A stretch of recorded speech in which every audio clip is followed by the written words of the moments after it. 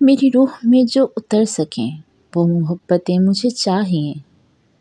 जो शराब हो ना अज़ाब हों वो रफ़ाक़तें मुझे चाहिए। उन्हीं सातों की तलाश है जो कैलेंडरों से उतर गईं, जो समय के साथ गुज़र गईं वही फ़ुर्सतें मुझे चाहिए। कहीं मिल सकें तो समेट ला मेरे रोज़ो शब की कहानियाँ, जो गुबारे वक्त में छुप गईं वो हिकायतें मुझे चाहिए।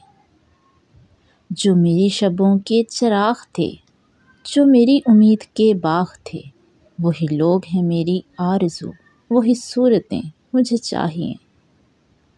तेरी कुर्बतें नहीं चाहिए मेरी शायरी के मिजाज को, मुझे फासलों से दवाम दे तेरी फ़ुरक़तें मुझे चाहिए। मुझे और कुछ नहीं चाहिए, ये दुआएं हैं मेरे साहिबा। कड़ी धूप में कहीं मिल सकें तो यही छतें मुझे चाहिए।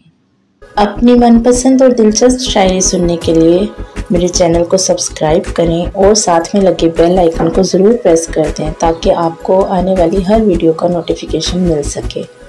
वीडियो पसंद आए तो प्लीज़ एक लाइक कर दीजिएगा। शुक्रिया।